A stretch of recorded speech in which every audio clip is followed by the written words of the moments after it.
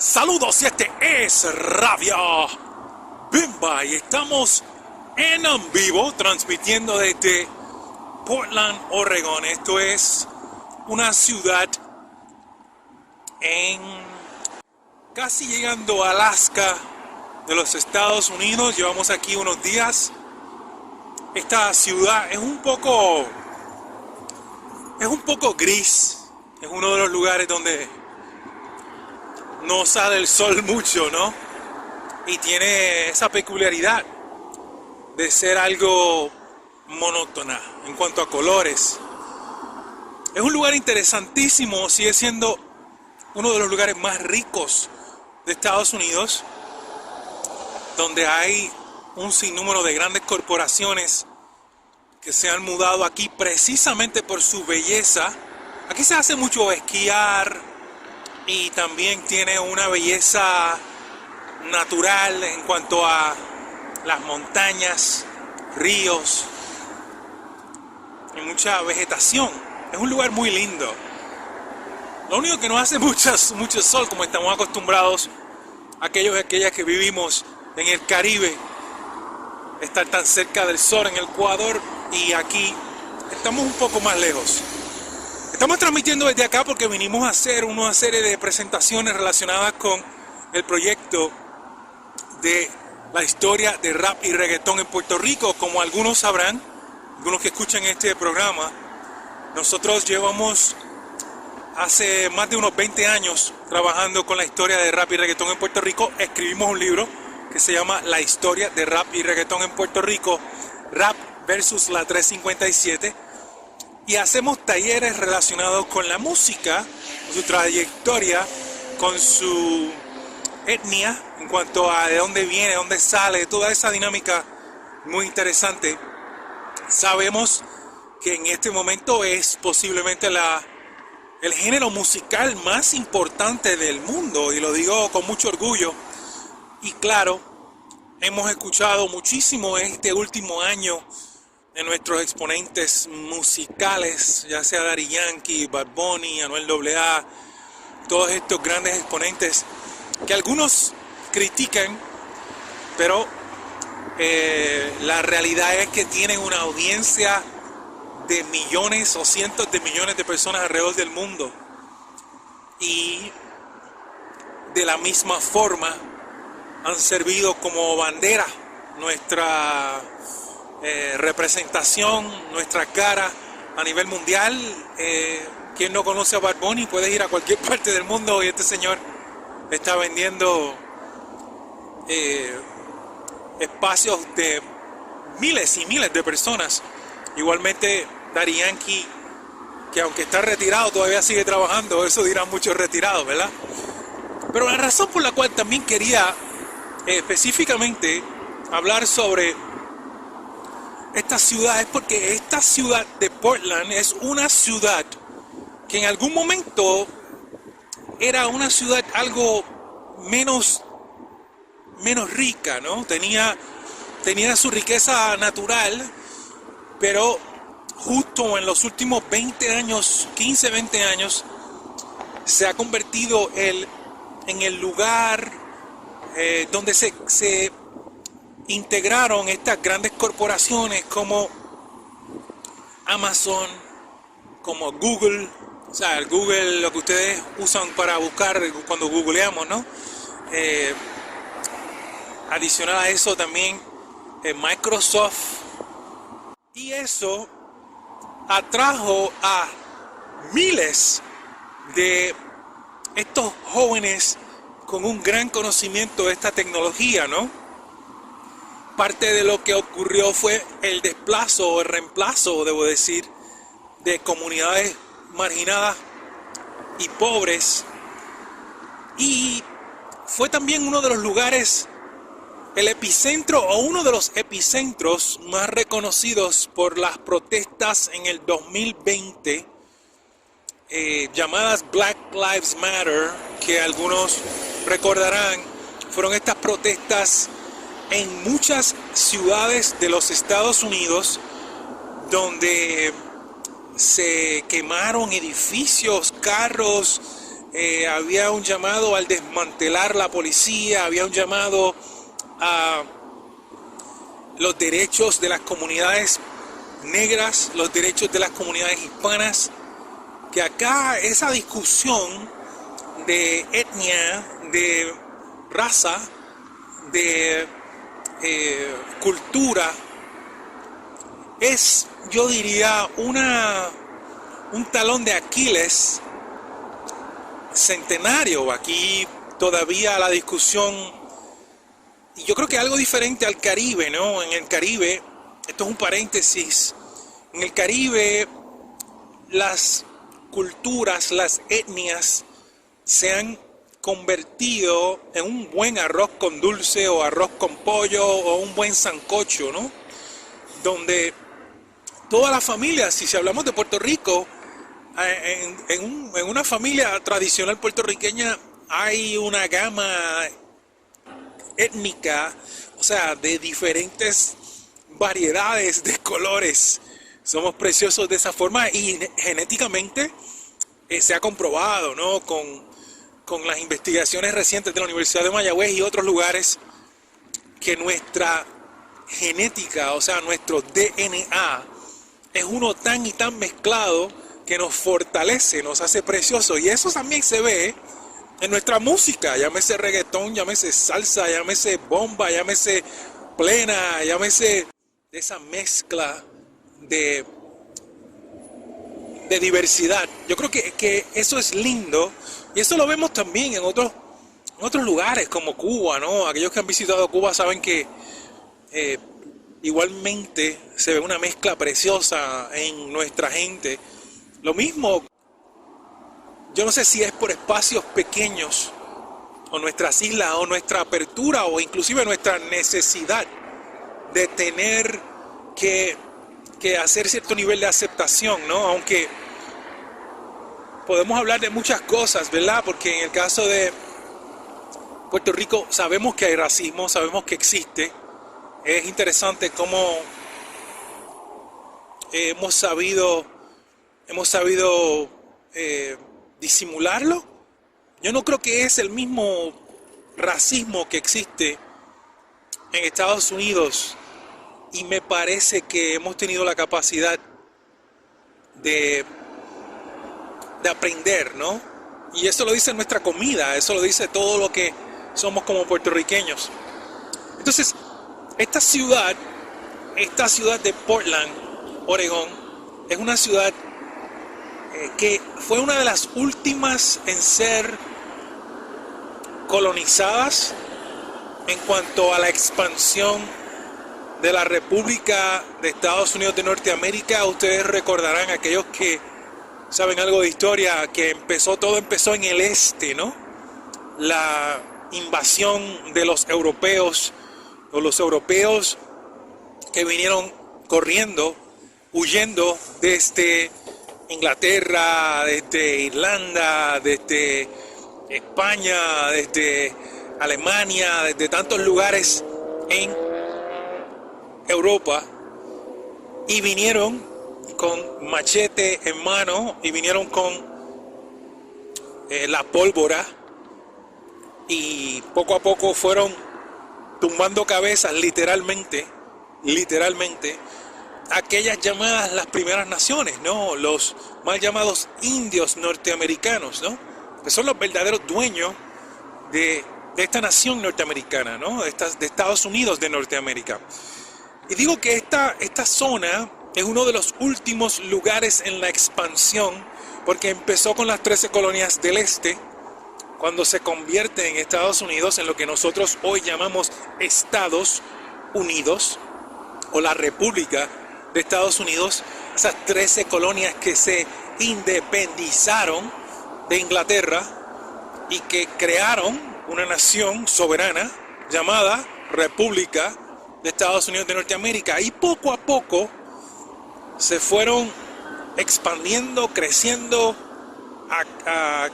acaparando terreno desde el este hacia el oeste, hasta llegar a California y hasta llegar hasta Hawái, ¿no? Porque primero en el continente, después la expansión que creó territorios como en el caso de Puerto Rico, las islas de Guam, las islas de Vírgenes, Hawái, Samoa, todas estas islas, Filipinas, todos estos territorios que poco a poco fueron parte de la expansión militar norteamericana. Me encanta hacer ese repaso porque creo que hay gente que pretende que eso no ocurrió y que nosotros no somos una colonia. Importante entender que seguimos siendo una colonia porque hasta dentro del credo de lo que es la Constitución, la Carta Magna de Estados Unidos de Norteamérica, el ser una colonia es ilegal. Y por eso el muñequito este del Estado Libre Asociado, pero ese no es la discusión de hoy. Sin embargo, tiene mucho que ver, porque cuando se expande hacia esta zona, Oregón y Portland, en la ciudad en la cual estoy ahora, lo que ocurre es el reemplazo o el desplazo de lo que viene siendo las comunidades aborígenes, las comunidades indígenas. Aquí hay decenas de tribus que sus descendientes todavía, ustedes lo ven en las caritas de las personas que viven aquí, se ven muy diferentes a los puertorriqueños. Y somos diferentes de muchas formas, pero hablo específicamente estéticamente, ¿no? Cómo la gente luce, la carita, los ojos achinados, la piel. Somos diferentes en esa diversidad, porque inclusive nuestros aborígenes taínos o arawaks, nuestros antepasados del Caribe, eran algo diferente a los que viven acá. Acá se parecen, me parecen mucho más a los que pudieran recordar a lo mejor estos llamados esquimales, ¿no? Los que viven en Canadá y los que viven en Alaska, que tienen son indígenas, pero son indígenas diferentes a lo que vienen siendo los indígenas del sur o de India o de algunas naciones donde es distintivo, ¿no?, el color de la piel. Pero acá es muy interesante que cuando se expande Estados Unidos y llega a esta zona, esta es una de las últimas conquistas de este gobierno llamado Estados Unidos de Norteamérica en esa expansión hacia el oeste. Y digo todo eso para que nos ubiquemos en cuanto a historia y cultura. Hoy por hoy es uno de los lugares más ricos de Estados Unidos. Aquí vive gente muy adinerada y se nota, ¿no?, en cuanto a el poder económico. Sin embargo, y aquí es que voy con la discusión, sin embargo, hay cientos, miles de personas viviendo en casetas de campaña en una temperatura de 30 y pico, 30, 20 y pico Fahrenheit, ¿no? O sea, en Puerto Rico estamos en 80 y pico todo el tiempo, y aquí, por consecuencia de un sinnúmero de eventos que han ocurrido en las últimas décadas, hay cientos de miles de personas viviendo en la calle, literalmente en la calle.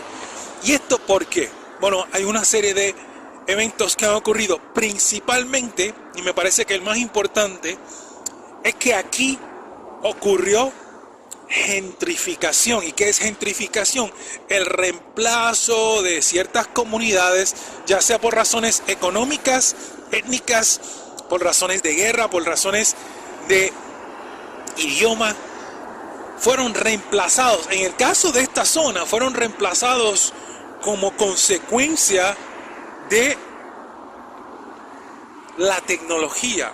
¿Y qué quiero decir con eso? Bueno, que aquellos que llegaron aquí, ya mencioné, fueron invitados por parte del Estado, por parte de estas grandes empresas, a mudarse a Portland, Oregon.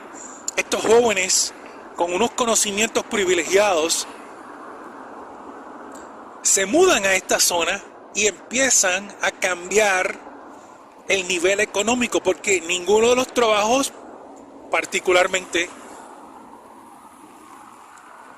de esta tecnología moderna, es poco, en cuanto a salario, es de poco recurso, ¿no? Estos jóvenes son jóvenes que pudieran estar ganando 50, 60, 70, 100 mil, 200 mil como salario. Y esto es para jóvenes que están entrando en su primer oportunidad de trabajo.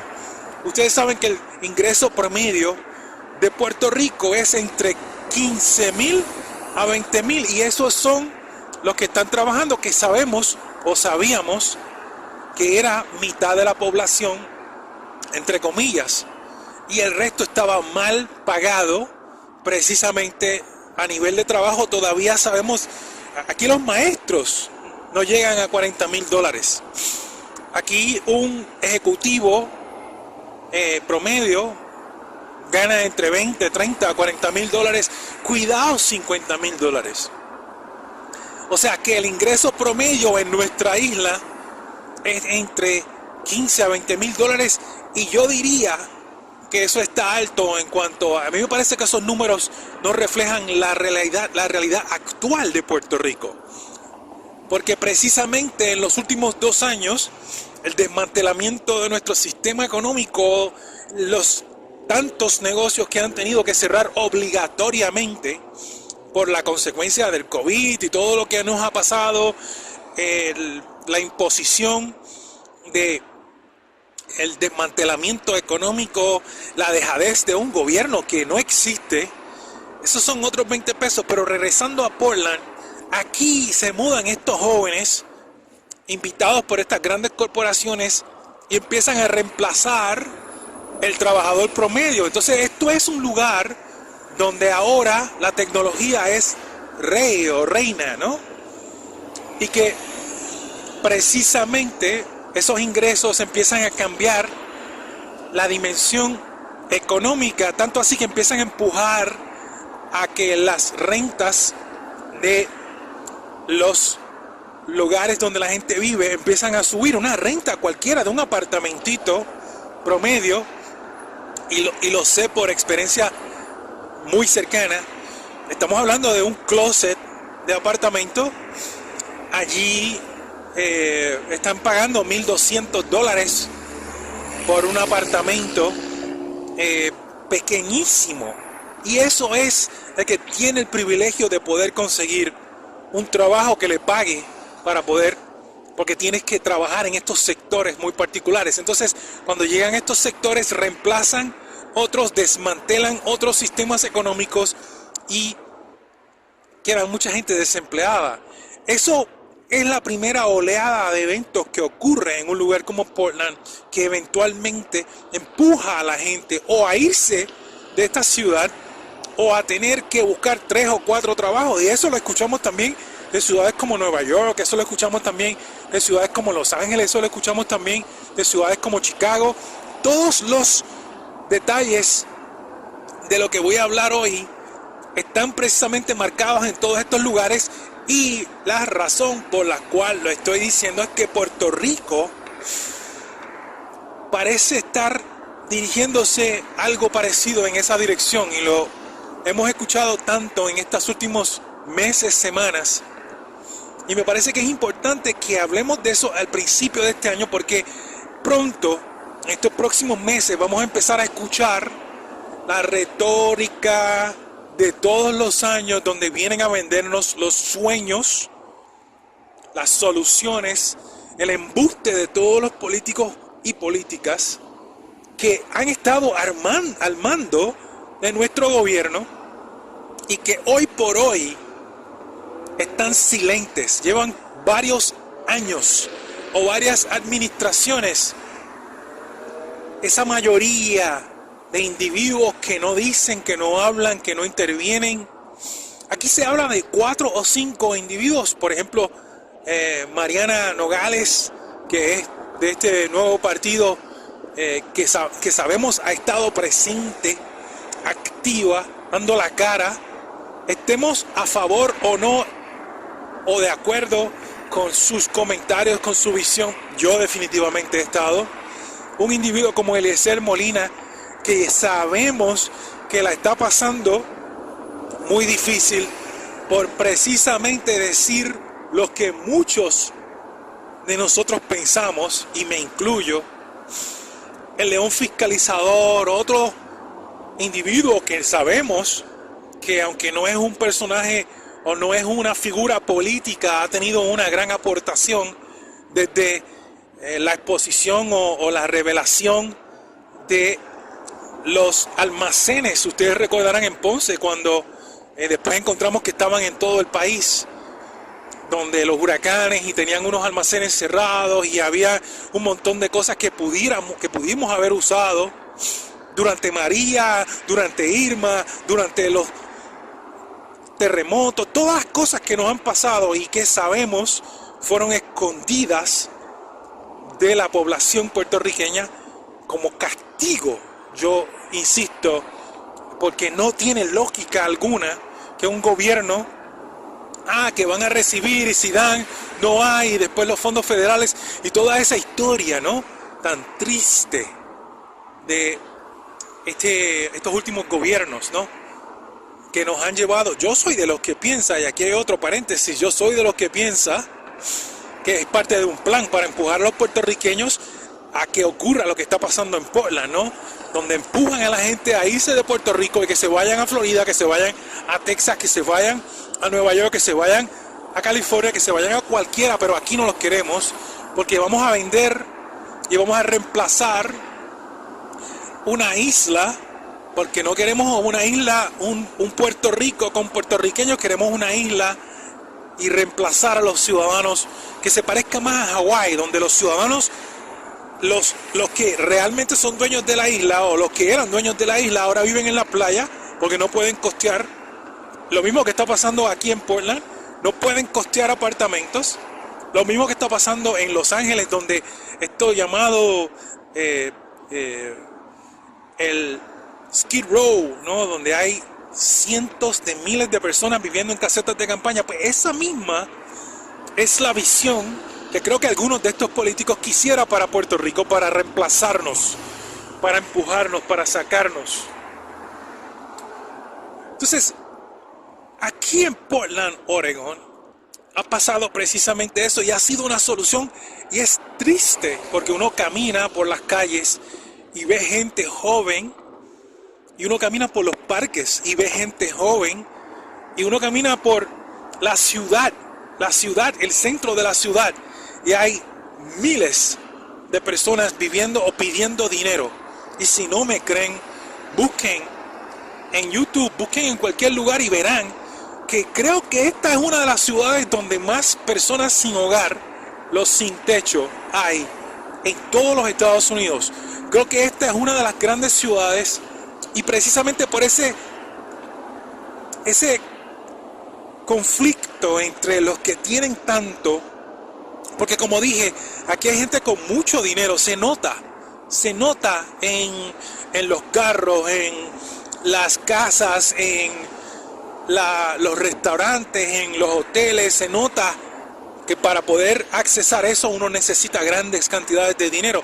Pero entonces es la contradicción que sales de un hotel de 5 estrellas donde estás pagando 500 o $1,000 en la noche y te tropiezas literalmente con una serie de casetas de campaña justo en las afueras, porque han asumido la postura, como no hay una solución para eso. Estamos hablando de una temperatura de 30 y pico grados, estamos hablando de puedes ir a cualquier lugar y el olor a orina y el olor a excreta y esto de basura acumulada, y cruzas la calle y estás en el hotel de 5 estrellas. Es esa visión de ciudad. Y entonces inicialmente ese fue el primer cantazo que le dieron a los ciudadanos de esta ciudad, que fue esa invasión de estos individuos que cobran un montón de dinero en salarios, estas grandes corporaciones que para efectos de una ciudad, todas las ciudades las quieren. ¿Por qué? Porque traen estos arbitrios, cobran estas patentes y están súper felices los gobiernos centrales. Pero esto afecta el todo, el equilibrio, el balance, el ecosistema de lo que viene siendo una ciudad donde debe haber un poco de todo, ¿no? Y nosotros en nuestra historia pues podemos ver esto en el viejo San Juan, ¿no? Donde La Perla es el lugar donde han vivido por cientos de años estas personas que no podían vivir al otro lado de la muralla. Y esa es la historia de La Perla, ¿no? El matadero, ¿no? Donde iban a matar los animales y los servían a los que tenían el dinero, que vivían en la gran ciudad. Esa es la historia, pero aquí estamos hablando de este nuevo siglo, ocurrió eso.